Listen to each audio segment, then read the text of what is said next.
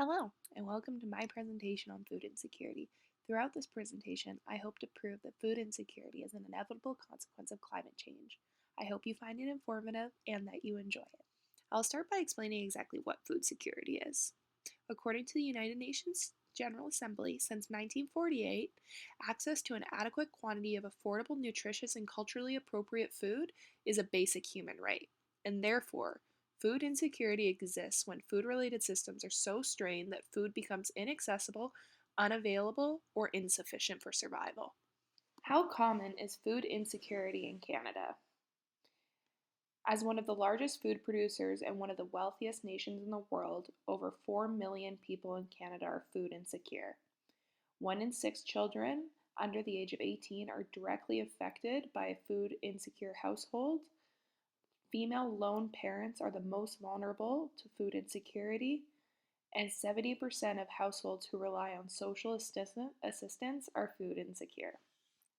Food insecurity has very real consequences. When a person is food insecure, they are vulnerable to chronic health conditions such as mood disorders, diabetes, hypertension, and arthritis. In children, there is an increased disposition to suicidal ideation, depression, as well as a decreased learning capacity. And overall, food insecure individuals are more likely to forego critical medical expenses and treatment to treat any of the conditions listed above. In order to fully understand the situation at hand, we must understand how the data is collected. The Canadian Community Health Survey is the primary resource for reporting on food insecurity nationwide. It includes the Household Food Security Survey module, which is made up of 18 questions about perceptions and feelings of food insecurity as relevant to the respondent over the past 12 months. The question range in severity from worrying about running out of food to dependents not eating for an entire day. The problem is that this information is not collected every year. It was only mandatory in the 2007 to 2008 and 2011 to 2012 surveys. Therefore, there is a lack of comprehensive up-to-date data, and that is detrimental to the efforts to make evidence-based decisions on the problem. The Household Food Security Survey module will separate anyone who registers any sense of food insecurity into 3 separate categories of severity. The first is marginal food insecurity, which means that they worry about running out of food or are limited to selection due to a lack of money for food.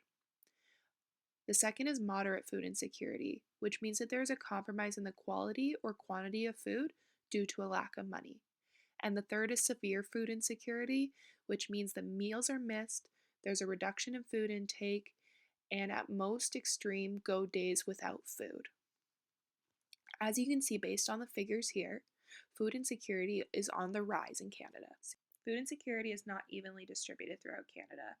The most recent data sets available are from 2015-2016, and as you can see, there are still some provinces and territories that did not collect the data. Of the reported territories and provinces, British Columbia is the lowest, with 10.2%, and none of it has the highest incidence of food insecurity, representing over half of its population. Notably, the prevalence of food insecurity has been increasing across the entire nation. Knowing what we know now, one could conclude that food insecurity is a critical social and public health risk across Canada. But how exactly does this all relate to climate change? Well, let's go over it. According to Niles and Salerno, climate change and climate shock can cause food insecurity. How exactly? Well, climate change impacts food production on a long-term basis and can vary in severity. For example, there's predictions saying that long-term warming will significantly impact crop yields. On the other hand, climate shock refers to extreme weather that prevents the quantity or the accessibility of food. Examples of that would be droughts, floods, and heat waves, all of which can lead to immediate food insecurity across the board. There's indisputable evidence to suggest that weather patterns are becoming more variable. Extreme weather is becoming more common, and overall migration patterns among animals are completely changing. All these factors, especially when combined together, challenge the sovereignty of food production in Canada and the access of food for its citizens. For example, you can see in the photo of the snow and the crops there, that is pulled from an article on CBC where a farmer lost more than 50% of its potato crops due to an early season and unpredictable freeze. So this raises the question, just how important is Canada's food production industries? Well, according to Dearden and Mitchell, the food we grow represents the most intimate relationship between humans and the natural world. In 2010, 70% of the food Canadians bought was produced domestically. Agriculture produces 99% of the calories consumed by humans and is one of the fifth largest exporter of agri-foods in the entire world.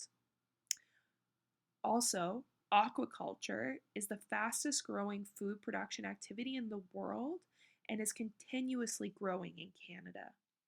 In 2015, it generated over $1 billion in GDP and close to $3 billion in economic activity and employs over 70,000 individuals in the fisheries or fishing related industries across Canada.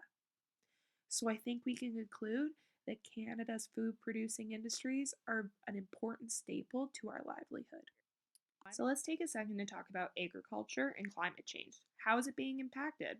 Several studies on the impact of climate change suggest that most regions in Canada are going to warm over the next 50 years. With the increased temperature will come an increased frequency of droughts, violent storms, as well as increasing the prevalence of disease and farm-related pests. Extreme weather can be very consequential for harvest and reduce crop yields as much as 50% of the average production.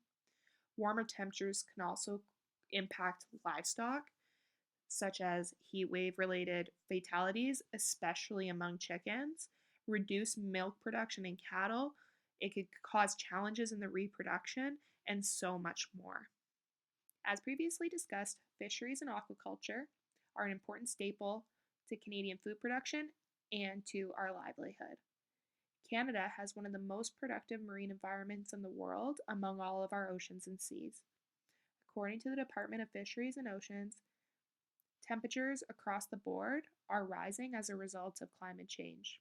The consequences include reduced sea ice, rising sea levels, and changes to ocean currents and acidity. Warmer temperatures are changing our marine habitats, impacting the health of our shellfish, fish, marine mammals, and seabirds, challenging the ecosystems as a whole. It's changing patterns of migration and depleting their overall reproductivity, challenging the population in our stocks. Let's also just take a second to look at this in a global context. It has been estimated that food production will need to increase by over 50% by 2030 just to keep up with the demands of a growing population worldwide. But the environment is already becoming hostile towards the production of food as a result of climate change. This can cause several issues across the entire world, threatening not just food security in Canada, but everywhere else. So what exactly are the consequences of compromised food production in Canada? Imagine that Canada is no longer able to produce the quality and quantity of food it was once capable of as a result of climate change. When resources become scarce, the demand increases, the cost increases. People become more dependent on unhealthy alternatives, such as junk food or heavily processed food, instead of fresh produce and meats. Many people will lose their jobs, meaning that they're not able to afford the increased food costs that they would need to. And then people will become more dependent on things like social assistance. And as we already learned, 70% of the people who require social assistance have indicated some severity of food insecurity.